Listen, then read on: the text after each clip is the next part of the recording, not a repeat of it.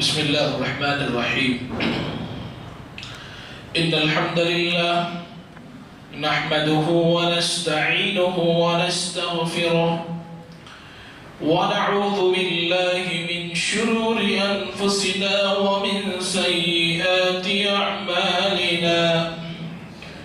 من يهده الله فلا مضل له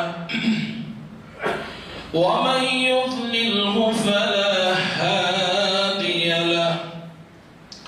وأشهد أن لا إله إلا الله وحده لا شريك له وأشهد أن محمدا عبده ورسوله. يا أيها الذين آمنوا اتقوا الله حق تقاته ولا تموتن إلا وأنتم مسلمون. يا أيها الناس اتقوا ربكم الذي خلقكم من نفس واحدة وخلق منها زوجها وبث منهما رجالا كثيرا ونساء واتقوا الله الذي تساءلون به والأرحام إن الله كان عليكم رقيبا. يا أيها الذين آمنوا اتقوا الله وقولوا قولا سديدا يصلح لكم أعمالكم ويغفر لكم ذنوبكم ومن يطع الله ورسوله فقد فاز فوزا عظيما. أما بعد فإن خير الحديث كتاب الله وخير الهدي هدي محمد صلى الله عليه وسلم وشر الأمور محدثاتها وكل محدثة بدعة وكل بدعة ضلالة وكل ضلالة في النار. اللهم انفعني بما علمتني وعلمني بما ينفعني وزدني علما يا رب العالمين. برادران اسلام، بزرگان دین، نوجوانان ملت اسلامیہ، پیارے بچوں اور ملت کی قابل احترام پردہ نشین خواتین اسلام، ساری تعریفیں اس رب ذوالجلال کے لیے لائق اور سزاوار ہے کہ جس کے پاس ہر مصیبت کا حل اور ہر درد کا علاج ہے، جو ہر بے کسوں کا سہارا، ہر بے بس کا مددگار اور ہر مریض کے لیے شافی ہے، بھوکوں کو کھانا کھلانے والا اور تکلیفوں سے نجات دینے والا ہے۔ محترم اسلامی بھائیوں، مشکلات کا کیا حل ہے؟ مصیبتوں کا کیا علاج ہے؟ ہماری زندگی میں اترنے والی یہ تکلیفیں کیسے دور کی جا سکتی ہیں؟ انشاءاللہ تعالی آج کے اس خطبہ جمعہ میں کتاب و سنت کی روشنی میں ہم آپ کے سامنے وہ راستے، وہ طریقے بیان کریں گے کہ جن پر چل کر کے، جنہیں اختیار کر کے آدمی اپنی مصیبتوں کو دور کر سکتا ہے، مشکلات سے آزادی حاصل کر سکتا ہے، تکلیفوں سے نجات حاصل کر سکتا ہے۔ سب سے پہلے آپ یہ جان لیں کہ اس دنیا میں جو کچھ ہو رہا ہے وہ اللہ کی چاہت، اس کی مرضی، اس کی مشیت اور اس کی اجازت سے ہو رہا ہے۔ ایک پتا بھی اگر ہلنا چاہتا ہے تو رب کی اجازت طلب کرتا ہے۔ ایک پتا بھی درخت سے نیچے گرنا چاہتا ہے تو رب کی اجازت طلب کرتا ہے۔ اسی طریقے سے ایک ذرہ بھی، ایک کنکر بھی اگر حرکت کرنا چاہتا ہے تو وہ اللہ کی اجازت طلب کرتا ہے۔ اس دنیا میں جو کچھ ہو رہا ہے وہ اللہ کی اجازت، اس کی مشیت سے ہو رہا ہے۔ جہاں یہ بات صحیح ہے کہ جو کچھ اس دنیا میں ہو رہا ہے وہ اللہ کی اجازت، اس کی مشیت سے ہو رہا ہے، وہی یہ بات بھی صحیح ہے کہ جس رب نے یہ مصیبتیں نازل فرمائی ہیں اسی رب نے ان مصیبتوں کا حل بھی بتلایا ہے، اسی رب نے ان تکلیفوں سے نکلنے کا راستہ بھی بتلایا ہے، اسی رب نے ان پریشانیوں سے آزادی حاصل کرنے کا ذریعہ بھی عطا فرمایا ہے۔ محترم اسلامی بھائیوں، کتاب و سنت کو جب ہم پڑھتے ہیں تو کئی ایک ذرائع اور وسائل ہمیں نظر آتے ہیں کہ جنہیں اختیار کر کے یا تو اپنی زندگی کی مصیبتوں کو کم کر سکتے ہیں یا مکمل طور پر ختم کر سکتے ہیں۔ سب سے اہم وسیلہ، سب سے اہم ذریعہ جو کتاب و سنت کی روشنی میں پتہ چلتا ہے وہ دعا ہے۔ دعا کے ذریعے سے اپنی مصیبتیں ختم کی جا سکتی ہیں، دعا کے ذریعے سے اپنے آپ کو مصیبتوں سے بچایا جا سکتا ہے۔ رب سے فریاد کر کے، اپنے دونوں ہاتھوں کو بلند کر کے، اپنے دامن کو پھیلا کر کے اپنی مصیبتوں کو ختم کیا جا سکتا ہے، کیونکہ رب العالمین کہتا ہے کسی بھی فریادی کے فریاد کو وہ مایوس نہیں کرتا، کسی بھی ہاتھ کو وہ خالی ہاتھ جانے نہیں دیتا، کسی بھی دامن کو خالی جانے نہیں دیتا۔ رب کا اعلان ہے مجھے حیا آتی ہے کہ میں اپنے بندے کو خالی ہاتھ لوٹا دوں۔ لہذا جو مصیبتیں ہماری زندگی میں آئی ہوئی ہیں یہ مصیبتیں اس رب کی جانب سے ہیں۔ اب ان مصیبتوں کو ختم کرنے کے لیے اسی رب سے ہمیں التجا کرنی پڑے گی، اسی رب سے ہمیں فریاد کرنی پڑے گی، اسی رب سے ہمیں مانگنا پڑے گا، تب جا کر کے یہ مصیبتیں ختم ہو سکتی ہیں۔ اس کے علاوہ دنیا میں کوئی بھی طاقت ایسی نہیں ہے جو ہماری مصیبتوں کو ختم کر سکتی ہے، ہماری تکلیفوں کو ختم کر سکتی ہے، ہماری پریشانیوں کو ختم کر سکتی ہے۔ قرآن کریم اس حقیقت کو اپنے انداز میں بیان کرتا ہے، امن یجیب المضطر اذا دعا ویکشف السوء ویجعلکم خلفاء الارض االہ مع اللہ قلیلا ما تذکرون۔ کہ اے لوگو، کون ہے وہ جو مصیبت زدہ کی مصیبت کو سن کر کے اسے آزادی عطا کرتا ہے؟ کون ہے وہ جو پریشان آپ کی پریشانی پر دیکھ کر کے نظر ڈال کر کے اس کی آواز کو سن کر کے اس کو پریشانی سے نجات عطا فرماتا ہے؟ کون ہے وہ جو بے چین کو قرار عطا کرتا ہے، تکلیفوں سے نجات عطا کرتا ہے؟ الہ مع اللہ، کہ اللہ کے علاوہ کوئی معبود برحق ہے؟ اس پوری کائنات میں، اس پوری زمین میں اللہ کے علاوہ کوئی بھی ہستی نہیں ہے کہ جو مصیبتوں سے ہمیں اور آپ کو آزادی عطا کرے، جو مصیبتوں کو ختم کر دے، کیونکہ یہ مصیبتیں اس رب کی اجازت سے اترتی ہیں۔ اب ان مصیبتوں کو ختم کرنے کے لیے اللہ رب العالمین سے دعا کرنی پڑے گی۔ اسی طریقے سے وعن سلمان الفارسی رضی اللہ تعالی عنہ قال رسول اللہ صلی اللہ علیہ وسلم لا يرد الدعاء لا يرد القضاء الا الدعاء رواہ الترمذی فی ابواب القدر۔ اس حدیث پاک کو امام ترمذی رحمۃ اللہ علیہ نے ابواب القدر کے اندر نقل فرمایا ہے۔ راوی حدیث سلمان الفارسی رضی اللہ تعالیٰ عنہ بیان فرماتے ہیں کہ نبی کریم صلی اللہ علیہ وسلم نے بیان فرمایا کہ اے لوگوں، قضا اور قدر کو کوئی چیز بدل سکتی ہے تو وہ دعا ہے۔ اگر اللہ نے آپ کی زندگی میں مصیبت اتارنے کا فیصلہ کیا ہے اور اگر آپ یہ چاہتے ہو کہ اس مصیبت کو، اس فیصلے کو بدل دیں تو اپنے رب سے دعا کرو، اپنے رب سے التجا کرو، کیونکہ فیصلے کو، رب کے فیصلے کو کوئی چیز بدلتی ہے تو وہ دعا ہے۔ یہ دعا رب سے یہ کہنا ہوتا ہے کہ اللہ اگر تو نے میرے حق میں مصیبت نازل کی ہے، اگر تو نے میرے حق میں مصیبت نازل کرنے کا فیصلہ کیا ہے، میں تجھ سے دعا کرتا ہوں کہ اس مصیبت کو میری زندگی سے دور کر دے۔ لہذا اس دعا کے ذریعے سے مصیبت کو ختم کیا جا سکتا ہے، دور کیا جا سکتا ہے، دعا کا وسیلہ پکڑ کر کے اللہ تعالیٰ سے التجا و فریاد کیا جا سکتا ہے۔ بھائیو، یہاں پر دو باتیں جو قابل ذکر ہیں، وہ یہ کہ دعا مصیبت کے حوالے سے دعا کی صفت کیسی ہونی چاہیے، دعا میں ہم کیا چیز شامل کریں، کس چیز کے ساتھ اللہ تعالیٰ سے فریاد کریں کہ وہ ہماری مصیبتوں کو دور کر دے۔ قرآن کریم اس بات کا جواب دیتا ہے، کہا جب تم دعا کرو تو توحید کے ساتھ، توحید کا واسطہ اپنے گناہوں کا اعتراف کر کے دعا کرو.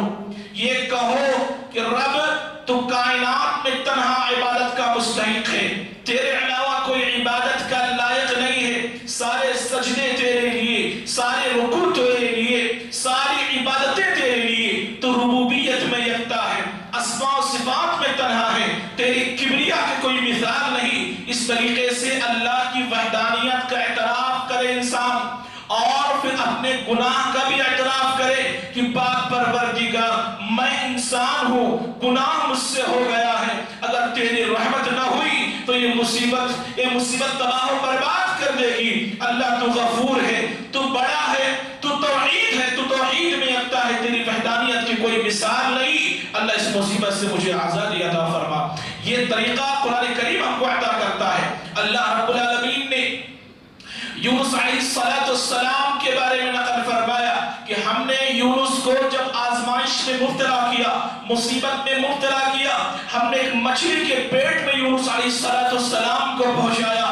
یونس علیہ السلام تقریباً 40 سے 50 دن اس مچھلی کے پیٹ میں باحیات رہے. اللہ رب العالمین نے یہ ذکر فرمایا. اس کے بعد اس مصیبت سے نکلنے کے لیے یونس علیہ السلام نے جس دعا کا سہارا لیا، اس دعا کو قرآن کریم یوں بیان کرتا ہے: لا الہ الا انت سبحانک انی کنت من الظالمین. یونس علیہ السلام اس مچھلی کے پیٹ میں ہوتے ہوئے اپنے رب سے دعا کر رہے ہیں: پاک پروردگار، تیرے علاوہ کوئی معبود برحق نہیں، تو عبادت میں تنہا مستحق ہے، تیرے عبادت میں کوئی شریک نہیں. انی کنت من الظالمین، اے پاک پروردگار میں ظالم ہوں، میں خطا کار ہوں، گنہگار ہوں، میں اپنے گناہوں کا اعتراف کرتا ہوں. اے اللہ سبحانہ و تعالیٰ دعا کو سن لے، مجھے اس مصیبت سے آزادی عطا فرما دے. اللہ نے یونس علیہ السلام کی اس دعا کو سنا اور مصیبت سے ان کو آزادی عطا فرمائی. اللہ یہ بتانا چاہتا ہے کہ جب دعاؤں کے ذریعے سے مصیبت کے لیے، آزادی کے لیے تم التجا کرو، فریاد کرو، تو توحید کے ساتھ، شرک کے ساتھ نہیں میرے بھائی. اگر کوئی مشرک دعا کرتا ہے، اللہ کی عبادتوں میں شریک کرنے والا دعا کرتا ہے، اللہ اس کی دعاؤں کو قبول نہیں کرتا. جب تک توحید دل میں نہ ہو، عمل میں توحید نہ ہو، دل میں توحید نہ ہو، اور ساتھ ساتھ اپنے گناہوں کا اعتراف ہو، اپنے ظلم کا اعتراف ہو کہ اللہ میں خطا کار ہوں، تو غفور الرحیم ہے، تجھ سے بڑا دنیا میں کوئی ذات نہیں، تجھ سے بڑا کوئی معبود نہیں، تو معبود برحق ہے، تیری عبادت میں کوئی شریک نہیں. اس طرح بندہ اگر دعا کرتا ہے تو اللہ تعالیٰ اس کی زندگی سے مصیبتوں کو دور کر دیتا ہے، جیسے اللہ نے یونس علیہ السلام کو اس مصیبت سے آزادی عطا فرمائی. اسی طریقے سے میرے بھائی، دعا کے اندر ایک اور اہم چیز شامل کریں. اگر آپ نے زندگی میں کبھی کوئی نیکی کی ہے، کبھی کوئی عمل صالح انجام دیا ہے، اللہ کی رضا کے لیے، ریاکاری کے لیے نہیں، تو دعا کے اندر اس عمل صالح کا وسیلہ دے کر کے اللہ تعالیٰ سے دعا کر سکتے ہو، اور اللہ تعالیٰ ایسی دعائیں بہت جلد قبول کرتا ہے. آپ نے بہت سارے کام کیے ہوں گے، ان میں کچھ ایسے ہوں گے جن کو اللہ کے لیے خاص کیا ہوگا، ریا کا اس میں کوئی اثر نہیں ہوگا، وہ اللہ کے لیے خالص وجہ اللہ آپ نے انجام دیا ہوگا. دعاؤں میں ان اعمال صالحہ کو یاد کر کے اللہ تعالیٰ سے مانگا کرو. اللہ کو یہ عمل بہت پسند آتا ہے کہ بندہ جو عمل کر چکا ہے اس کے بدلے مجھ سے انعام مانگ رہا ہے. اس کے ذریعے سے اللہ مصیبتوں کو ختم کر دیتا ہے. صحیح بخاری کی روایت اس مسئلے کے حوالے سے، مسئلے کے ثبوت کے لیے، صحیح بخاری کی روایت لمبی روایت ہے. اللہ کے نبی صلی اللہ علیہ وسلم نے بیان فرمایا، جس کا خلاصہ یہ ہے کہ 3 آدمی کہیں جا رہے تھے، راستے میں بارش ہوئی، وہ ایک غار میں چھپ گئے. پہاڑ میں ایک چھوٹا سا حصہ ہوتا ہے جہاں کر کے وہ چھپ گئے کہ ابھی بارش بند ہوگی اور اپنے مشن پر نکل جائیں گے. چنانچہ اللہ رب العالمین کا کرنا ایسا ہوا کہ پہاڑ کا ایک ٹکڑا آیا، ایک چٹان آیا اور غار کا منہ بند ہو گیا. اب اس غار سے نکلنے کے لیے بڑی مشکل ہو گئی، بڑی محنت کی، بڑی کوشش کی، وہ غار سے نکل نہ سکے. ایک مصیبت میں مبتلا ہو گئے، پریشانی میں مبتلا ہو گئے. اب یا تو غار کے اندر دم گھٹ کر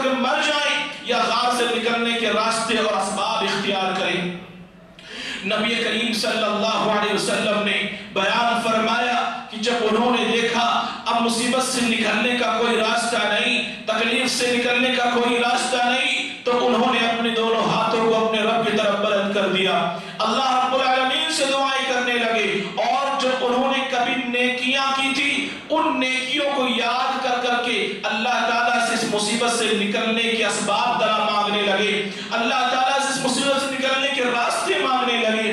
ان میں سے ایک آدمی نے کہا کہ پاک پروردگار، میں اپنے والدین کی بڑی خدمت کیا کرتا تھا، میرے گھر پہ بکریاں ہوتی تھی، چلانے کے لیے میں نکل جایا کرتا تھا، شام کو جب لوٹتا تھا سب سے پہلے دودھ اپنے ماں باپ کو پلایا کرتا تھا، پھر اپنے بچوں کو اور پھر اپنی بیوی کو عطا کیا کرتا تھا۔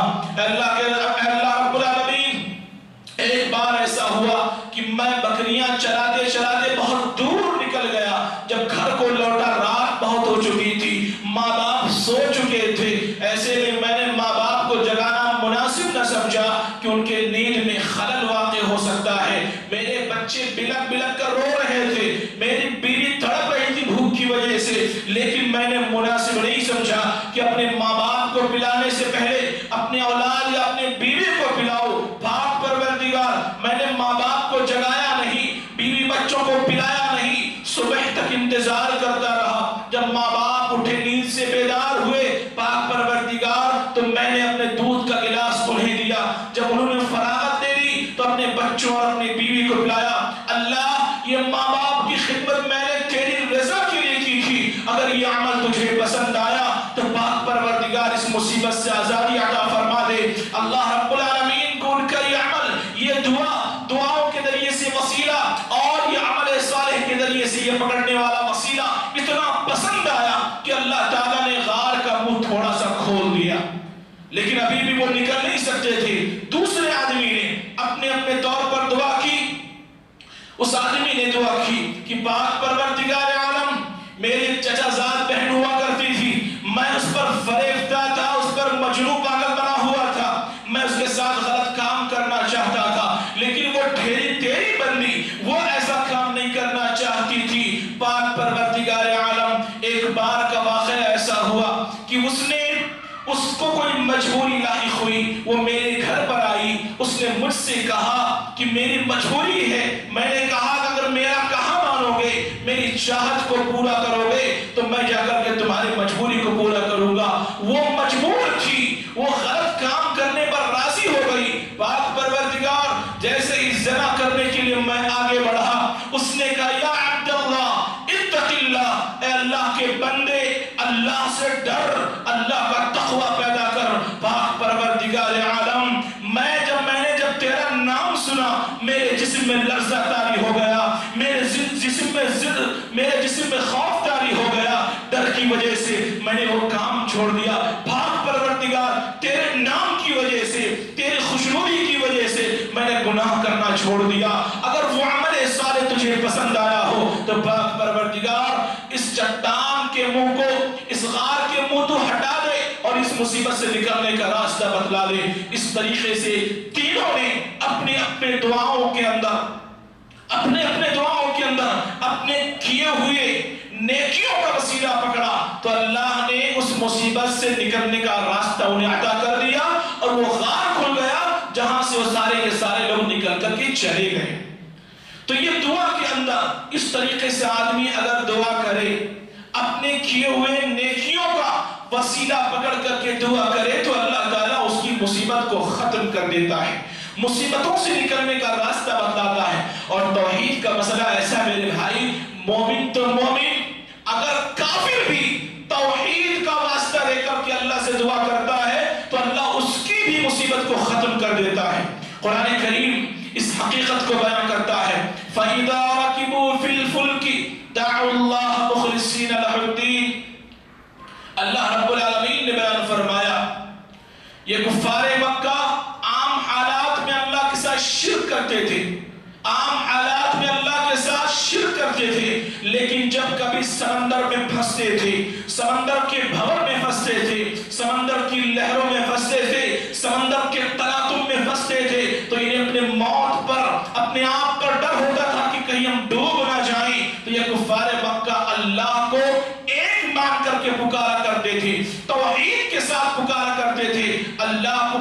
یہ عمل اتنا پسند آتا تھا کہ عام حالات میں شرک کرتے ہیں، لیکن جب انہوں نے اللہ کو ایک مان کر کے توحید کے ساتھ پکارا اور اس مصیبت سے نکلنے کی دعا کی تو اللہ نے کہا کہ ہم انہیں فوراً نجات عطا کر دیتے تھے، انہیں ساحل سمندر پر پہنچا کر کے ان کو اس مصیبت سے نکال دیا کرتے تھے۔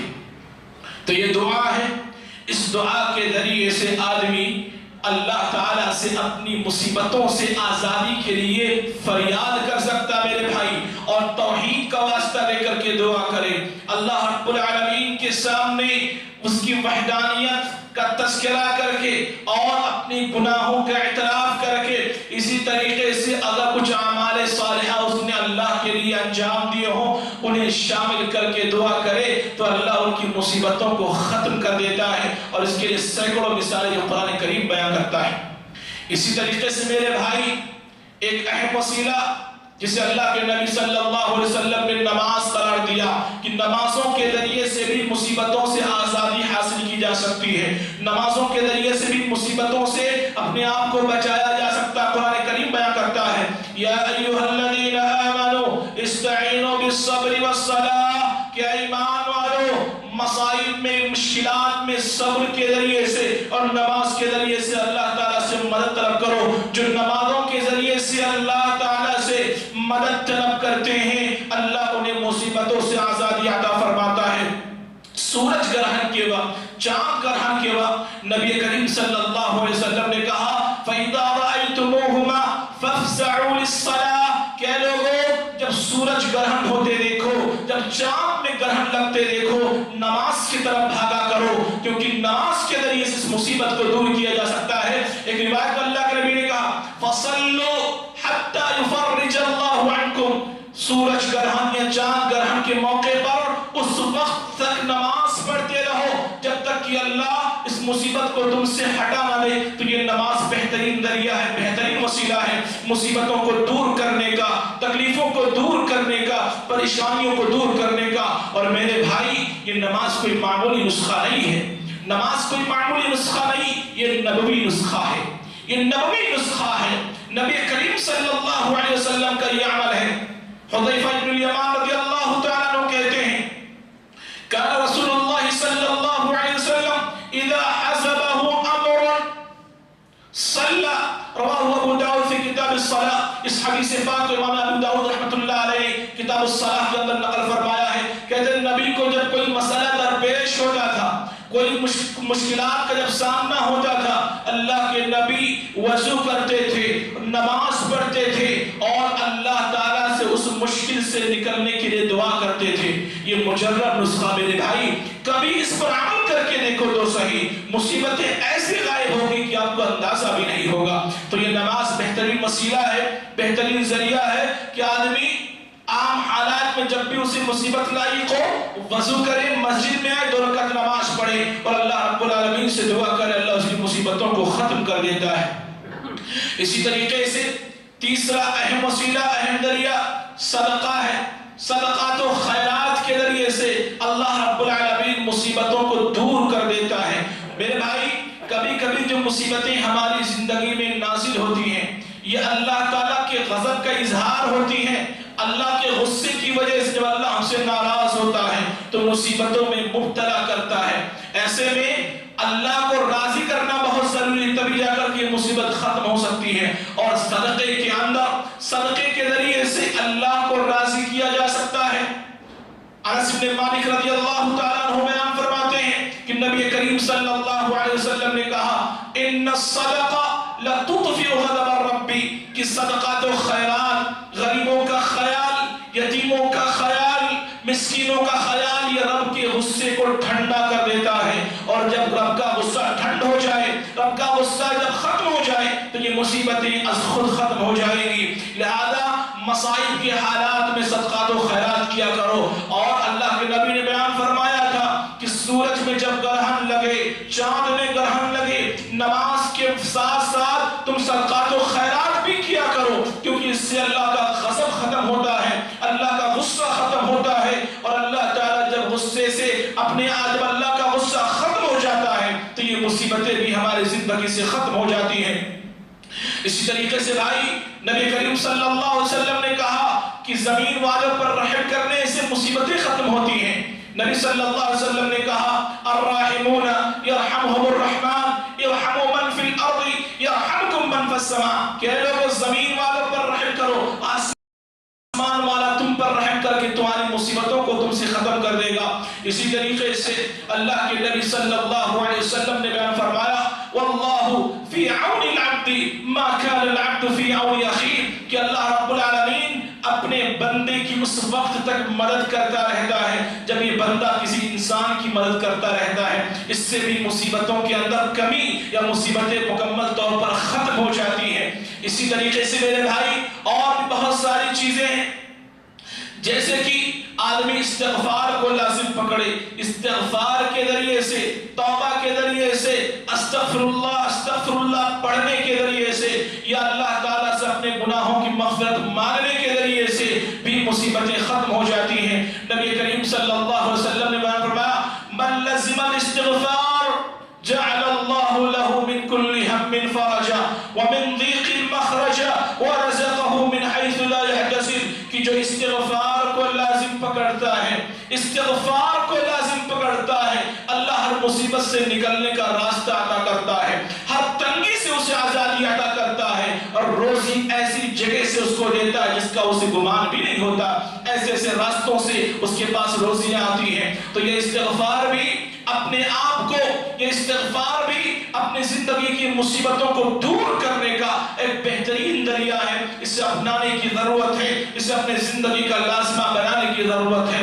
اسی طریقے سے میرے بھائی ذکر، اللہ کو یاد کرنا، اللہ رب العالمین کے بارے میں ذکر کرنا، اذکار مسنونہ کتاب و سنت کے اندر جو اذکار آئے ہوئے ہیں ان کو پڑھنا، ان کو پڑھنے سے بھی مصیبتیں ختم ہوتی ہیں۔ قرآن کریم بیان کرتا ہے کہ اللہ تعالیٰ نے کہا فَاذْكُرُونِي أَذْكُرْكُمْ وَاشْكُرُونِي وَلَا تَكْفُرُونَ، کہ اے لوگوں مجھے یاد کیا کرو، میرا ذکر کیا کرو، میں تمہیں یاد رکھوں گا اور تمہیں ہر مصیبت سے آزادی عطا فرماؤں گا، اور میرا شکر ادا کیا کرو، میرا شکر ادا کیا کرو، میں تمہیں مزید عطا کروں گا۔ تو اللہ تعالیٰ کے ذکر و اذکار سے بے شمار ذکر و اذکار ہیں جو قرآن و سنت کے اندر وارد ہیں، انہیں پڑھنے کی ضرورت ہے۔ سبحان اللہ والحمدللہ، سبحان اللہ وبحمدہ عدد خلقی ورضا نفسی وزنۃ عرشی مداد کلماتی، سبحان اللہ وبحمدہ وسبحان اللہ العظیم۔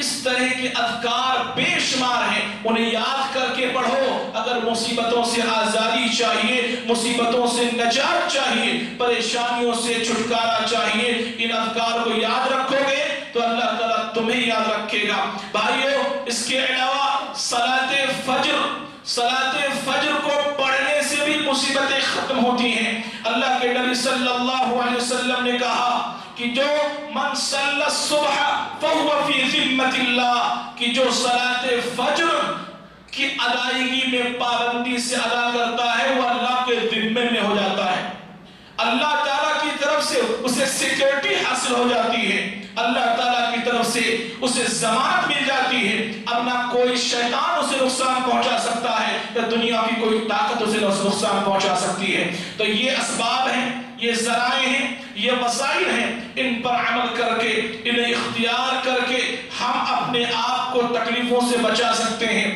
اپنی زندگی میں آنے والی مصیبتوں کو دور کر سکتے ہیں، اپنی پریشانیوں کو ختم کر سکتے ہیں۔ اللہ رب العالمین ان وسائل پر عمل کرنے کی توفیق عطا فرمائے، اللہ رب العالمین ان تعلیمات پر عمل کرنے کی توفیق عطا فرمائے۔ یہ ذرائع، یہ راستے اس رب کی طرف سے آئے ہوئے ہیں جس رب نے یہ مصیبتیں نازل فرمائی۔ اللہ مصیبت بھی نازل کرتا ہے، اس کا علاج بھی بتلاتا ہے، اللہ درد بھی نازل کرتا ہے، اس کا علاج بھی نازل کرتا ہے۔ تو یہ طریقے اللہ کے بتلائے ہوئے ہیں، ان پر چل کر کے، انہیں اختیار کر کے، انہیں اپنی زندگی میں نافذ کر کے ہم اپنی زندگی کی مصیبتوں کو ہلکا کر سکتے یا تو ختم کر سکتے ہیں۔